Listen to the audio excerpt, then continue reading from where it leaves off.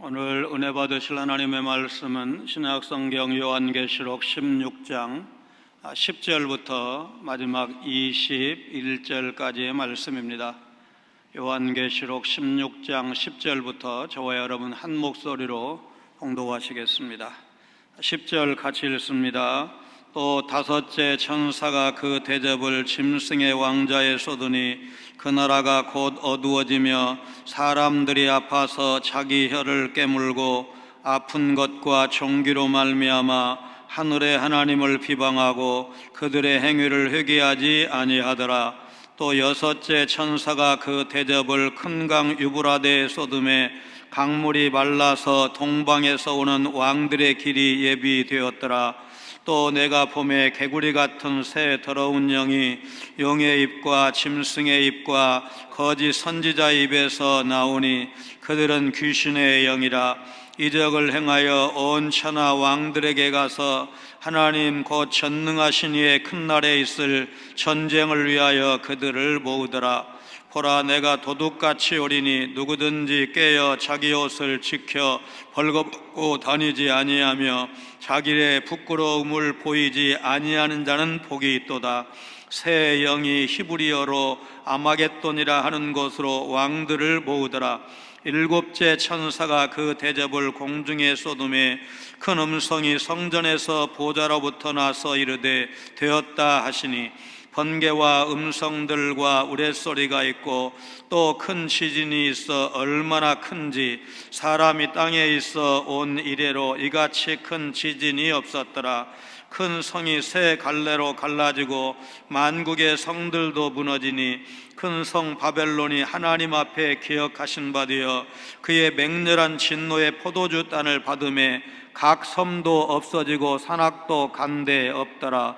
또 무게가 한 달란트나 되는 큰 우박이 하늘로부터 사람들에게 내림에 사람들이 그 우박의 재앙 때문에 하나님을 비방하니 그 재앙이 심히 크미러라. 아멘.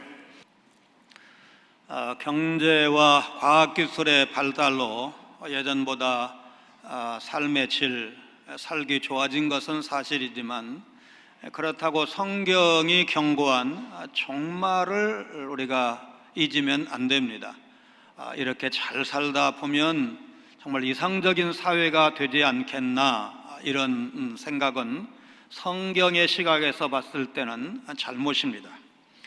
인류는 생존과 보다 나은 삶을 위해서 지금도 과학과 기술을 총동원하고 있습니다.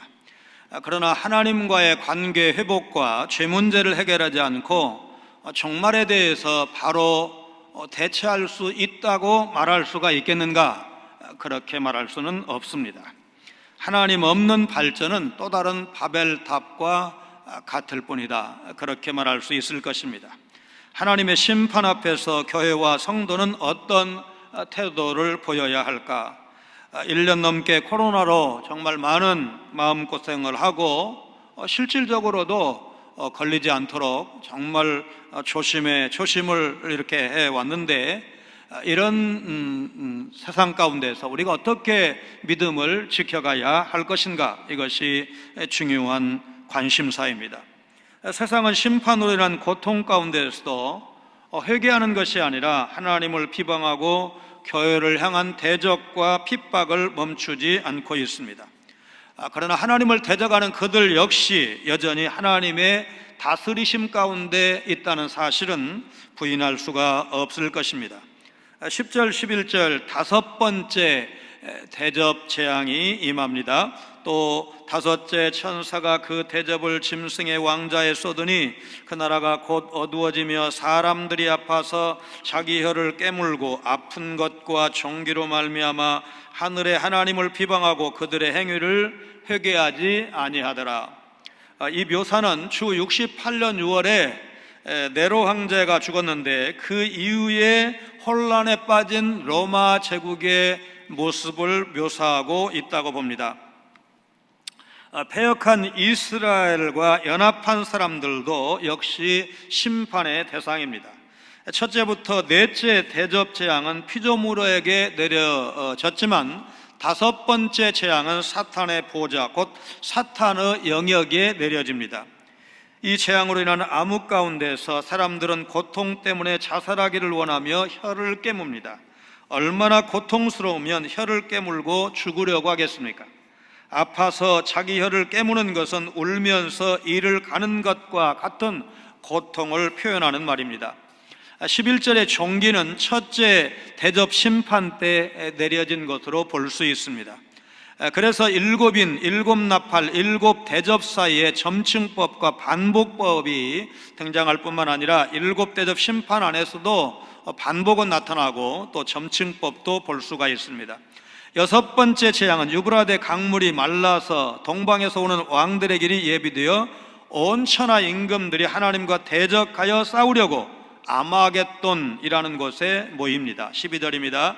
또 여섯째 천사가 그 대접을 큰 강 유브라데에 쏟음에 강물이 말라서 동방에서 오는 왕들의 길이 예비되었더라.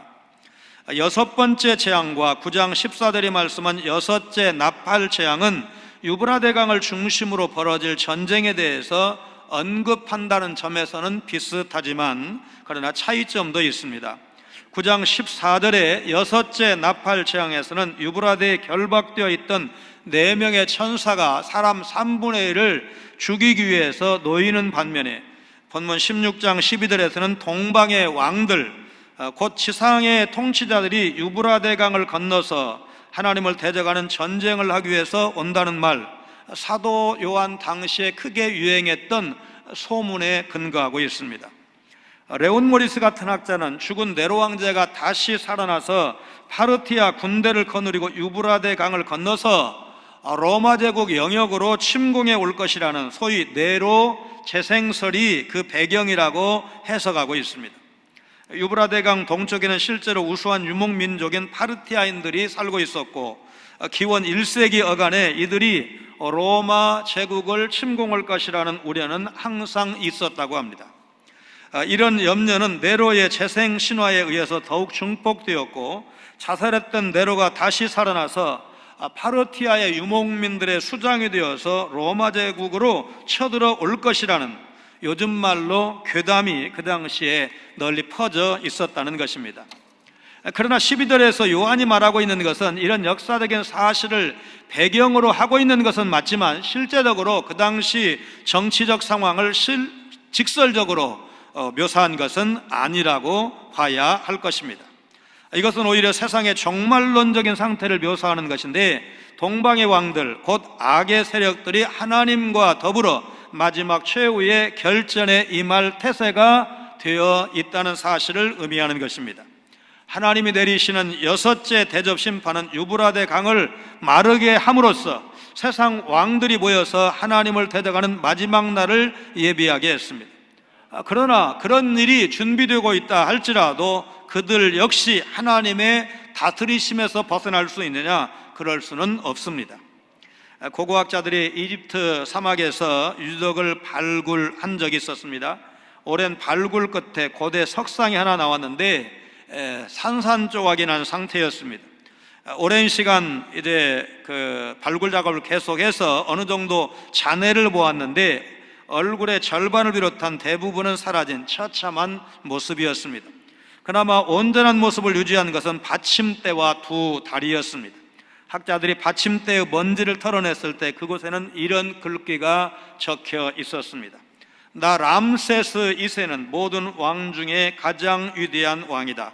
아무리 자신의 위대함을 자랑한다 해도 나의 업적을 보면 고개를 숙일 것이다. 온 인류여 나를 영원토록 기억하라. 실제로 당시 초강대국 이집트의 제왕은 맞지만 그가 세운 제국은 몇백 년도 버티지 못했고 그 업적을 기르기 위해 세운 석상도 처참하게 조각나 있을 뿐이었습니다. 이미 여러 번 언급한 가이사 아구소도나 네로 황제, 람세스 2세 등 세상을 정복한 위대한 왕이라 해도 죽음의 문제는 결코 피할 수가 없습니다. 권불 10년이라는 말이 있죠. 권세가 10년 넘기기 어렵다. 어떠한 위대한 제국이라고 해도 결국 끝이 있다는 사실을 우리는 역사를 통해서 배우고 있습니다. 생사 문제는 세상적 성취가 아닌 주님을 만날 때만 해결할 수가 있습니다. 하나님은 여전히 모든 것을 주관하시고 교회를 돌보시고 역사를 주관하십니다. 아무리 큰 환난이나 핍박도 교회의 주인이신 하나님의 다스리심을 벗어날 수 없다는 사실, 여러분 믿으시기를 바랍니다. 성도는 살아가면서 핍박을 많이 받을지라도 거룩함을 지켜야 하는데, 극심한 위협 속에서 어떻게 거룩함을 잃지 않으면서 살아갈 수가 있을까? 요한은 새 더러운 영이 용과 짐승과 거짓 선지자 입에서 나오는 환상을 보고 있습니다. 여기 더러운이라는 말은 불결한 그런 뜻을 갖고 있는데, 예를 들어서 마가복음만 해도 가버나움에서 귀신 들린 사람을 고치실 때, 병 고침을 받기 위해 예수님께 나올 때, 거라사인의 지방에서 사역하실 때 그 묘사를 보면 이 단어를 사용한 것을 볼 수가 있습니다. 13절입니다. 또 내가 봄에 개구리 같은 새 더러운 영이 용의 입과 짐승의 입과 거짓 선지자의 입에서 나오니, 더러운 영을 내놓는 용은 12장에 의하면 머리를 7개 지닌 사단을 가리킵니다. 짐승은 13장 1절 이하에 나오는 바다에서 올라온 짐승을 말하고, 거짓 선지자는 13장 11절 이하에 언급된 땅에서 나온 짐승을 말합니다. 레위기 11장을 보면 개구리는 유대인들에게 있어서 부정한 동물이었을 뿐만 아니라 10대 재앙 가운데 출애굽기 8장을 보면 하나였습니다. 구약성경 다른 곳에서도 이 개구리가 재앙을 가져오는 동물로 묘사되어 있습니다. 이방 세계에서는 개구리를 긍정적으로 생각하는 나라도 있고 부정적으로 생각하는 나라도 있습니다. 페르시아의 종교인 조로아스토교에서 개구리는 아리만이라고 불렀는데 부정적으로 평가하고 있습니다. 반면에 이집트 사람들은 개구리를 긍정적으로 이해해서 풍요나 다산의 여인인 헷트라고 여겼습니다. 유대인들은 이런 신들을 귀신, 곧 사단의 사자 또는 우상 숭배와 밀접하게 연결된 존재로 생각을 했습니다.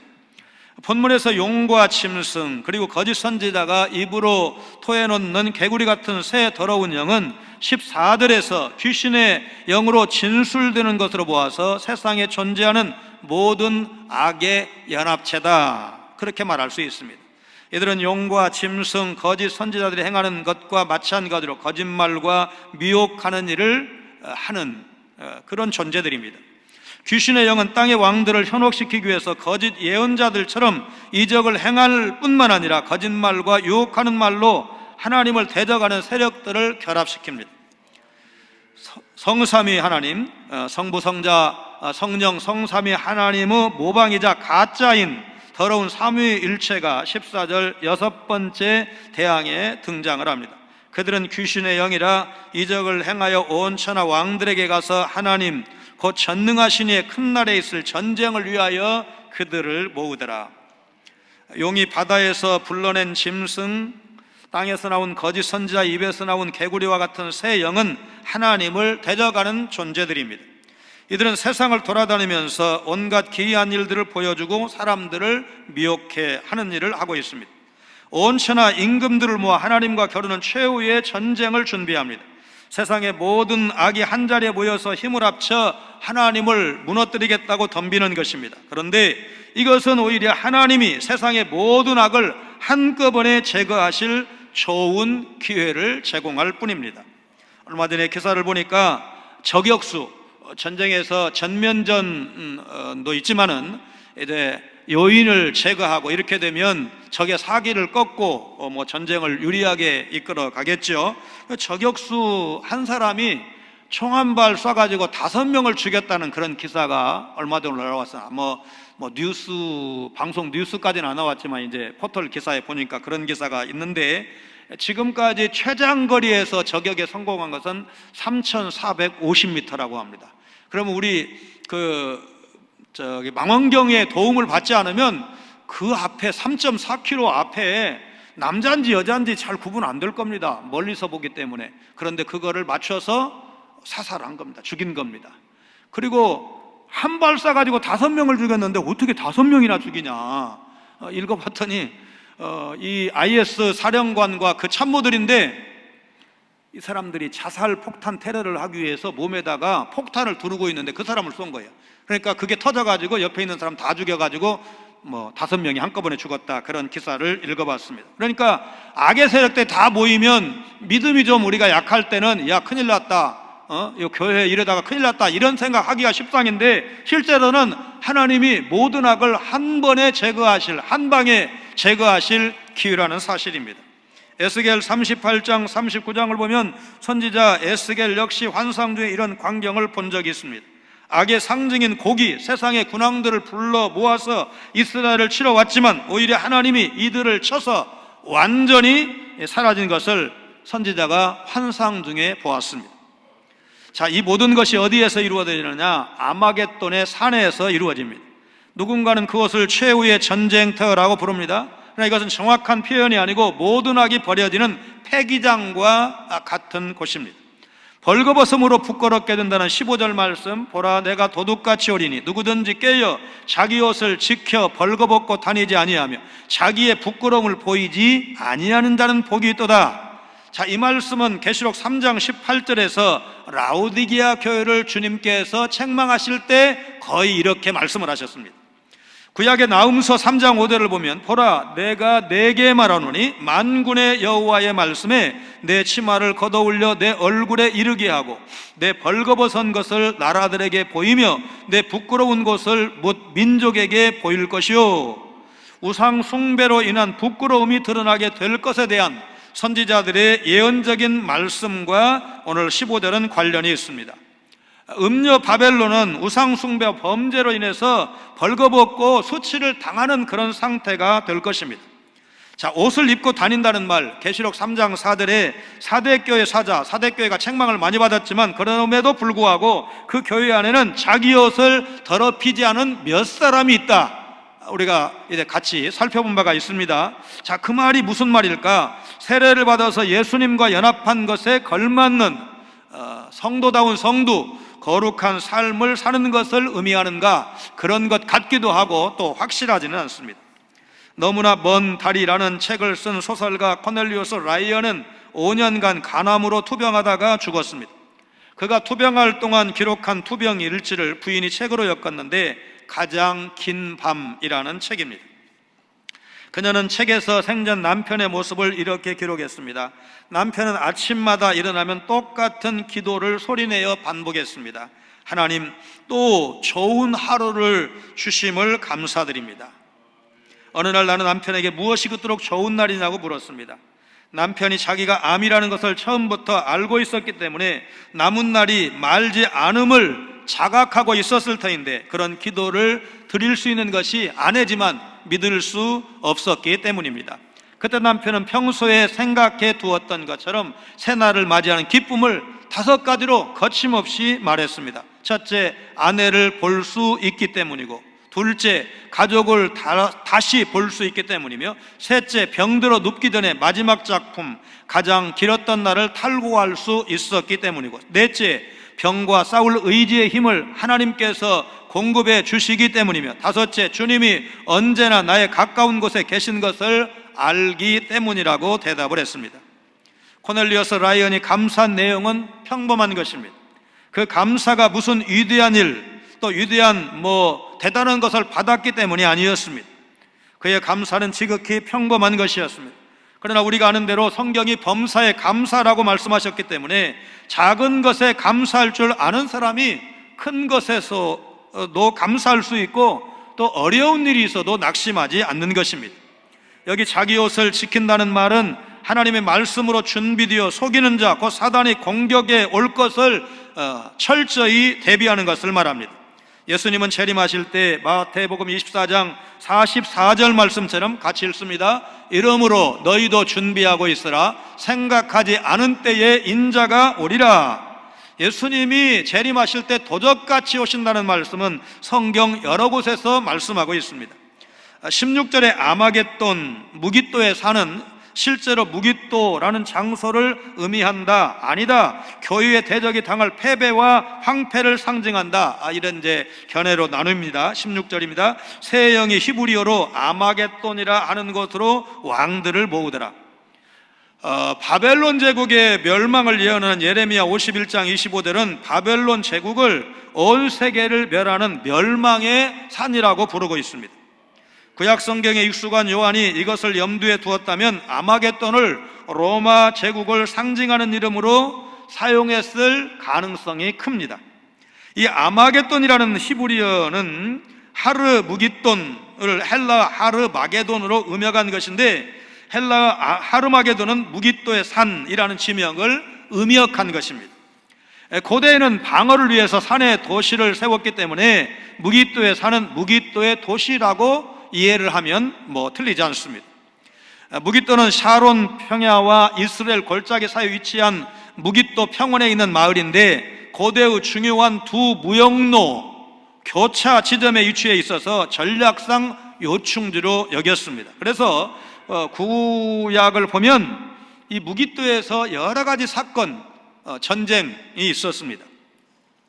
대표적으로 사사기 5장 19절을 보면 드보라와 바락이 시스라를 물리친 후에 부른 노래에 이 무깃도가 나옵니다. 기드온이 미드안 족속을 이긴 곳이고, 아하시아가 예후의 화살에 맞아 죽은 곳이 또 바로 이 무깃도입니다. 열왕기하 23장 29절에 의하면 유다 왕 중에 경건한 사람 중에 한 사람이었던 요시야 왕이 애굽의 바로 느고와 대결하다가 바로 이 무깃도에서 전사했습니다. 요한이 아마겟돈으로 표현한 지역이 정확히 어디인지 학자들 간에 논란을 좀 벌이지만, 무깃도 골짜기와 관련된 장소라는 것이 가장 일반적인, 말하자면 많은 학자들이 지지하는 견해입니다. 그렇게 해석을 해야 동방에서 오는 군대가 팔레스타인에 주둔하고 있던 로마 제국의 군대와 교전할 수 있기 때문입니다. 무깃도는 결국 전쟁이 많았던 곳으로 사도 요한에게는 패배와 황폐의 상징으로 각인되어 있었을 것입니다. 성경은 사탄에게 넘어간 왕들이 모여서 하나님과 교회를 대적하려는 일촉즉발의 상황에서 주어진 하나님의 말씀을 전하고 있습니다. 주님이 도적같이 오신다는 것이고, 그래서 아무도 세상과 타협하면서 주님을 기다릴 수는 없다는 것입니다. 도적같이 오시는 주님이 교회와 성도에게 요구하시는 것이 무엇인가? 말세가 되면 될수록 교회는, 성도는 깨어 있어야 된다는 것, 거룩하게 이제 신랑 오시기를 준비해야 한다는 사실을 우리가 기억해야 됩니다. 오늘 코로나의 끈질긴 위협 속에서도 우리는 주님의 음성을 들을 수가 있어야 됩니다. 깨달았다면 그 말씀을 마음속에 담으셔야 됩니다. 흉흉한 세상의 도전 속에서도 세밀하게 말씀하시는 주님께 집중할 때 우리는 거룩함을 지킬 이유와 힘을 얻을 수가 있는 것입니다. 교회가 세상과 맞서 분투할 때 주님은 뭐하고 계실까? 그분은 진노를 쌓아 놓으시고 세상의 교회를 대적해서 자행한 모든 죄를 갚아 주실 것입니다. 큰 성 바벨론이 무엇을 의미하는지, 그리고 그 성에 임하는 하나님의 심판을 바라볼 수 있어야 합니다. 마지막 7 대접 심판은 이전 계시의 다양한 순간들을 종합하고 있다, 그렇게 봐야 할 것입니다. 17절 18절입니다 우리 같이 읽겠습니다. 7째 천사가 그 대접을 공중에 쏟음에 큰 음성이 성전에서 보좌로부터 나서 이르되 되었다 하시니 번개와 음성들과 우레소리가 있고 또 큰 지진이 있어 얼마나 큰지 사람이 땅에 있어 온 이래로 이같이 큰 지진이 없었더라. 여러분, 계시록에는 지진이라는 단어가 7번 나옵니다. 이 지진은 언약적인 의미를 갖고 있는데 무슨 말이냐면, 예수님이 오시는 것은 새 언약의 우주적인 대지진을 일으키기 위해서 오신다, 신학적으로 그렇게 말할 수 있습니다. 여러분, 마가복음 13장 19절 말씀 우리 같이 읽겠습니다. 이는 그 날들이 환난의 날이 되겠습니다. 하나님께서 창조하신 시초부터 지금까지 이런 환난이 없었고 후에도 없으리라. 자, 이게 언제 주신 말씀이냐면 마태복음 24장 25장, 그 다음에 말하자면 마가복음 13장 14장 15장, 말하자면 종말에 대해서 말씀할 때 이 말씀을 주셨는데, 우리가 전무후무라는 말을 쓰잖아요. 지금까지 있었던 지진, 비교적 오래되지 않아서 우리가 확실하게 기억하는 게 있는데 10년 전에 있었던 동일본 지진입니다. 그 지진이 진도가 9.0이었습니다. 거의 실시간으로 중계방송을 하다시피 했습니다. 두려움을 느낄만 했습니다. 우리가 일본과 거리가 상당히 떨어져 있어도 야, 저렇게 갑자기 쓰나미가 몰려오면 도망 못 가겠다, 저렇게 되면 죽겠다, 그런 생각을 우리가 아마 저만 한 것이 아닐 겁니다. 가슴을 쓸어내리죠. 말하자면 그래도 어쨌든 일본에서 있었고 한국에서 있었던 것이 아니기 때문에. 그러면 그게 역사적으로 몇 번째 강진이냐면 네 번째입니다. 그러니까 그게 9.0이니까 9.0보다도 더 센 지진이 적어도 3번은 더 있었어요. 굉장한 거죠. 요즘 한 며칠 됐습니까? 한 열흘 됐습니까? 한 일주일 됐습니까? 후쿠시마 또 앞바다에 진도 7점 강진이 왔다고 했는데 그 강진을 설명할 때 뭐라고 하냐면 10년 전에 있었던 대지진의 여진이다, 그렇게 설명하고 그 다음에는 이제 가능성인데 진도 9.0 정도의 강진이 다시 올 가능성이 80%다. 여러분 그 포털 기사에 이렇게 검색해 보면 나와 있습니다. 여러분 우리가 그 이전에 또 말하자면 2004년이죠. 2004년에 인도네시아 쓰나미를 기억하는데 그때는 사상자가 너무 가난한 나라고 또 집이나 이런 것이 일본하고는 또 비교가 안 되게 허술하고 이러니까 22만 명인가 그래요, 사상자가. 그리고 그때도 진도가 9.1인가 이래요. 그러면 그 사람들, 그 20만 넘는 사람들은 다 죄인이어서 죽었냐? 물론 맞죠, 죄인 맞죠. 그러나 우리보다 죄가 더 많아서 죽었냐? 이렇게 말하는 것은 아니죠. 그런 일이 이 땅에 여기에 있으면 우리도 아무도 장담할 수가 없는 것입니다.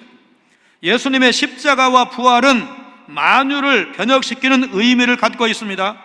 흥미롭게도 요한이 지진의 발생을 미래 시점으로 말하지 않고 과거 시점으로 말하고 있는데, 야, 이거 성경이 잘못된 건가? 여러분, 그럴 만한 충분한 이유가 있습니다.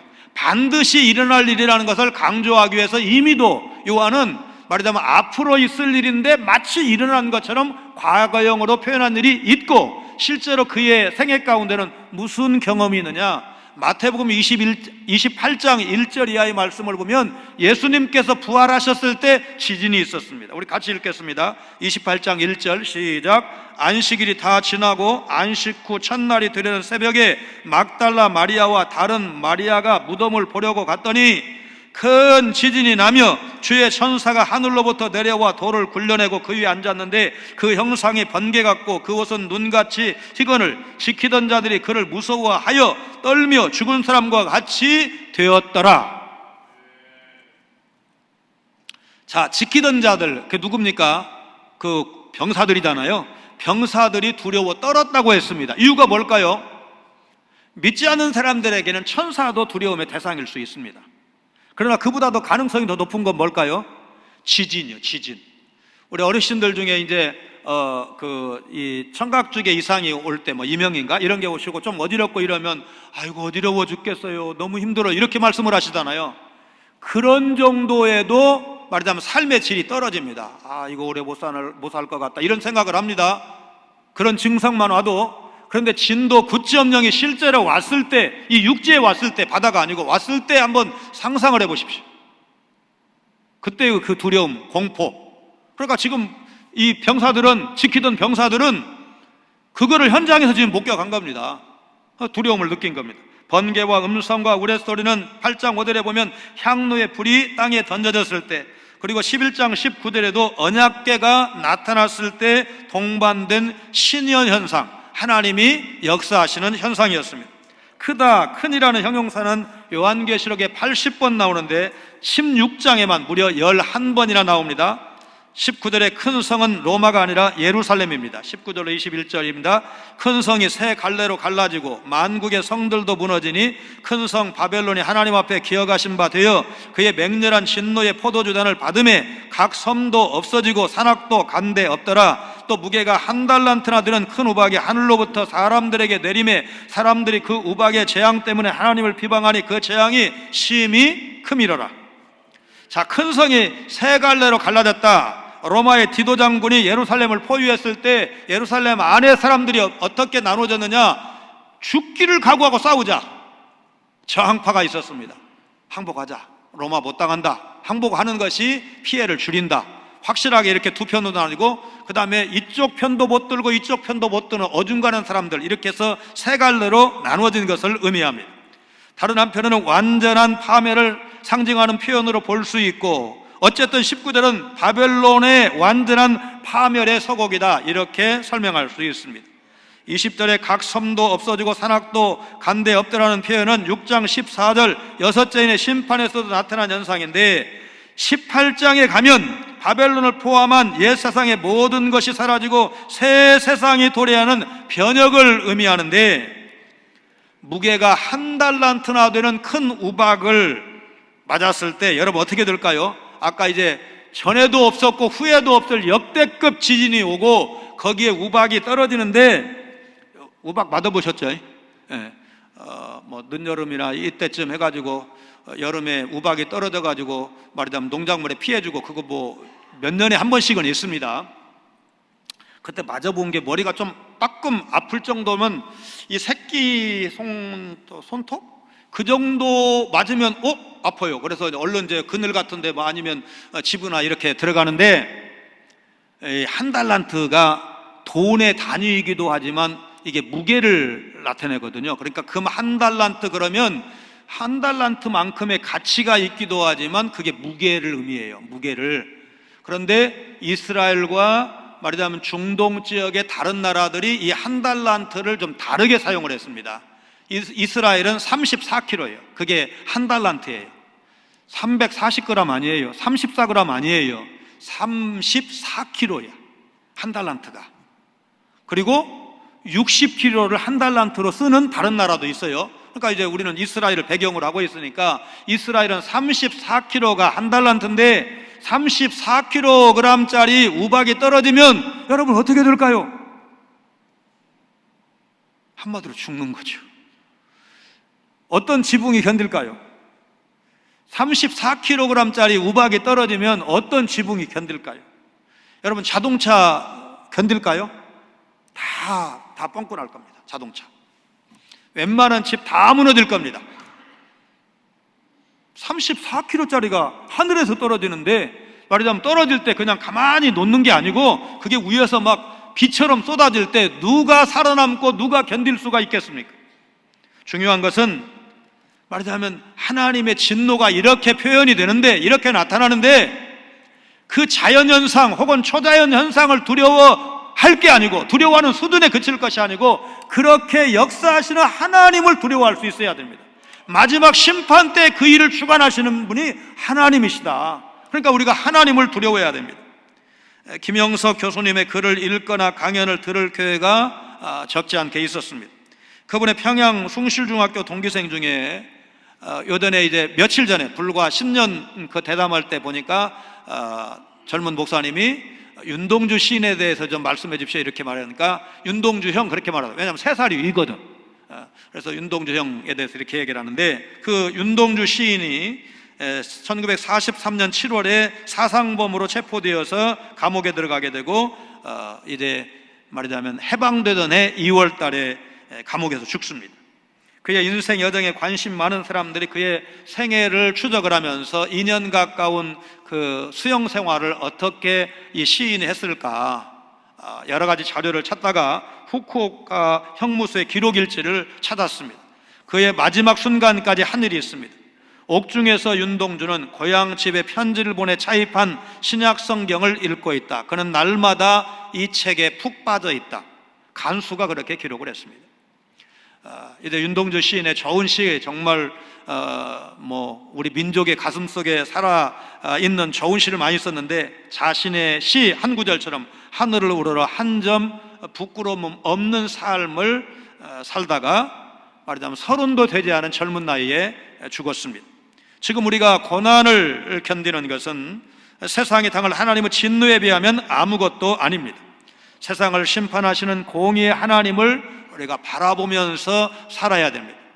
자연현상을 보면서 무심히 넘기면 안 되죠. 종말의 징조가 주님께서 분명히 말씀하셨기 때문에 강진이 온다면 우리는 더 깨어 있어야 됩니다. 이것이 혹시 종말의 시작이 아닐까, 주님의 심판이 아닐까, 이런 생각을 하면서 여러분 우리가 깨어 있어야 됩니다. 이 코로나 시대를 우리가 어떻게 살아야 될까? 여러분, 코로나가 하나님의 간섭 없이, 하나님의 섭리 없이 코로나 시대가 왔다고 누가 말할 수가 있겠습니까? 코로나를 통해서 일하시는 하나님, 코로나를 통해서 우리의 잠자는 영혼을 깨우시는 하나님. 말하자면 과학이 발달하고 경제가 좋아지면 야, 정말 더군다나 연세 드신 분들은 너무너무 가난하고 어려웠던 시대를 살아보셨기 때문에 지금이 너무 좋잖아요. 더 좋아지면 더 좋겠다. 정말 빨리 죽은 사람들 아깝다. 뭐 이런 생각을 하실 정도인데 그게 전부가 아니라는 것을 오늘 요한계시록은 사도 요한을 통해서 우리에게 증언하고 있는 것입니다. 세상이 종말이 있다는 것, 종말의 때에 이런 자연현상이 있고, 그러면 그때 바로 주님이 재림하셔서 새하늘과 새 땅이 이루어지고 믿지 않는 자에게는 영원한 심판이 되는 것이고, 믿는 우리에게는 그리스도의 심판대, 말하자면 상급을 결정받는, 잘했다고 칭찬받고 수고했다고 위로를 받는 그날이 시작되는 것 생각을 하시면서 이 코로나 시대에도 하나님 말씀해 주옵소서, 성경을 통해서 깨닫게 하여 주시옵소서. 오늘 내가 어떻게 살아야 하는지, 우리 교회가 이 시대를 어떻게 극복해 나가야 되는지, 한국교회가 이대로 가면 안 된다는 하나님의 사인으로 받아들이고 더 많이 엎드리고 말씀 앞에 서고 말씀에 충실한 교회로 새로워지기를 원하시는 하나님의 음성이라고 믿고 하루하루 깨어 마태복음 25장에 나오는 지혜로운 5 처녀와 같이 늘 깨어있는 우리 주님 오시기를 고대하는 여러분 모두가 되시기를 주의 이름으로 축원합니다.